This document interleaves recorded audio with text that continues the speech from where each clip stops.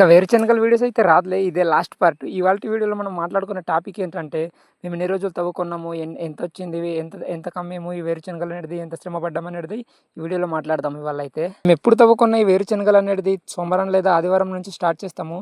అప్పటి నుండి శుక్రవారం ఖచ్చితంగా అయిపోవాలన్నమాట ఈ వేరుశనగలు తవ్వడం అనేది. ఎందుకంటే సాటర్డే అనేది మార్కెట్‌కి అయితే తీసుకువెళ్ళిపోతారు. అందుకనేసి మేమనేటిది సోమవారం లేదా ఆదివారం అనేది తవ్వుకుంటాము. అక్కడి నుంచి మొదలు పెట్టుకుంటాం ఈ పనులనేది, వేరుశనగల పనులు. అందుకనే మేమనేటిది ఇంట్లో వాళ్ళైతే నలుగురు చేయలేకపోతున్నాం అనేసి కొంతమంది మనుషులను అయితే తీసుకొచ్చాము పని చేయడానికి అనేసి.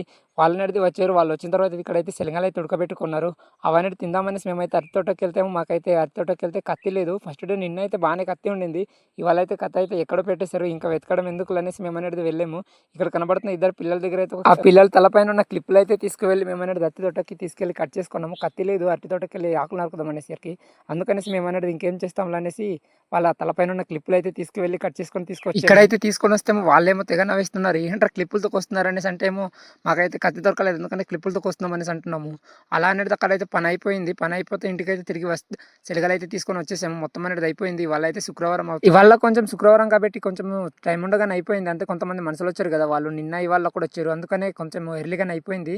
అంటే ఇవాళ మాకు ఎందుకు మనుషులు మళ్ళీ ఎక్కువ తీసుకొచ్చామంటే ఇవాళ అనేది అయిపోతేనే మేము ఇప్పుడు వెళ్ళేసి మళ్ళీ ఇంటికి వెళ్ళేసి బస్తాలైతే నింపుకోవాలి. శనగలు అనేది సంతకు తీసుకెళ్ళి వేరుశనగలు అయితే నింపుకోవాలి. అలానే ఇంతకాలైతే మేమైతే కొన్ని ఒక వీడియోలో చూసారు కదా, మేము అనేది దించుతున్నాం కదా, అవన్నీ విత్తనాల కోసం అనమాట. నెక్స్ట్ ఇయర్ విత్తనాల కోసం అనేది ఇక ట్విస్ట్ ఇచ్చాడు. యారే మనం ఎప్పుడు మంచి మంచి కాయలు ఏరుకోలేదు అనుకో, ఈ మొత్తము ఇలానే వదిలేసి ఇలా వదిలేసి విత్తనాలు పెట్టుకున్నామంటే కొన్ని చీకులు ఉంటాయి. దానివల్ల మనకి ఇబ్బంది అయిపోతాం. నెక్స్ట్ ఇయర్ ఒక 2-3 పొలాలు కూడా వస్తుంది, ఆగిపోద్ది. నెక్స్ట్ ఇయర్ పొలాలన్నీ ఉడసాలంటే నీటికి ఎంచుకోవాలి ఇయర్ అనేది అన్నాడు. అందుకనే ఎంచుకుంటున్నాము. అంటే మొత్తం మంచి కాయలు తీసేసుకోము, ఓన్లీ మాకు విత్తనాలకు సరిపడేట్టుగానే తీసుకుంటాం. ఇక్కడైతే కనబడుతుంది కదా ఒక బస్తా, ఆ బస్తాకైతే మేము అనేది విత్తనాల కాయలకి ఎట్టుకుంటున్నాము. ఇప్పుడైతే నింపిన బస్తాలు అయితే ప్రజెంట్ అయితే 7 అయి ఉండింది. దీంతో పాటు అయితే 8 బస్తాలు అయితే అవుతుంది. మొత్తం వచ్చేసరికి సిలక బస్తాలు అనేది 9 బస్తాలు అయితే అయింది.